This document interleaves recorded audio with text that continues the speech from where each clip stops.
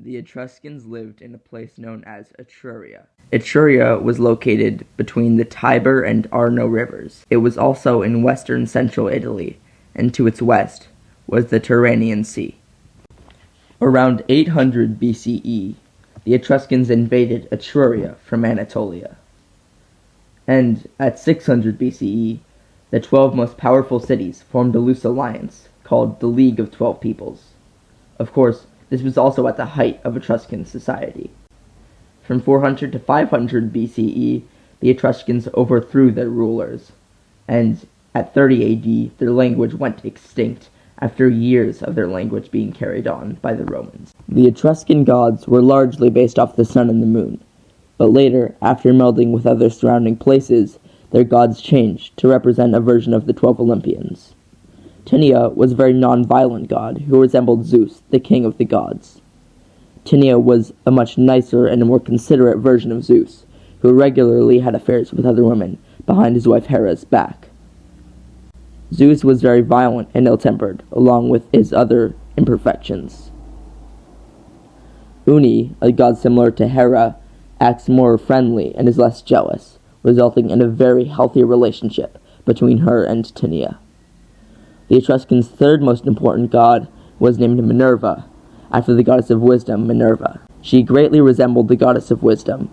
Overall, the Etruscan gods were very functional compared to their Greek counterparts. The Etruscans were the biggest figure in their region for a reason. They were very advanced, and as they expanded, they had many new inventions, ideas, and traditions that the Romans then benefited from. For example, their weapons and armor were very advanced for their time period. The Etruscans mined a lot of metal, and when they started to use weapons made from bronze, there was an abundance of it around.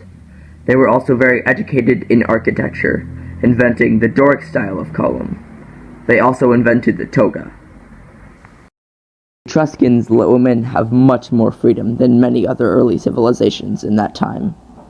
They allowed women to own properties and were seen as almost equals to men. They were often leaders or oracles. There were female oracles in other societies, but they had male priests to interpret what they said. In Etruscan society, the oracles interpreted their prophecies and had a lot of control on what people did. At the start of their civilization, the Etruscans burned their dead on funeral pyres. Putting their ashes into urns was also a very common tradition. Some of these ways are similar to the cremation that some people still use today. As Etruscan society progressed and they joined with other towns nearby, their burial rituals evolved. They joined with other places like Veii, Tarquinia, and Volci, and they started to bury their dead in necropolises. The extremely rich were buried in large graves with luxury goods that were obtained by trading.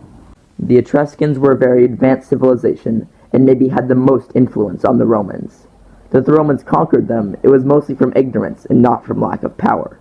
And nevertheless, their customs and inventions lived on. This very chaotic and warlike group of people were a very important part of ancient history, and learning about their civilization is very useful and important.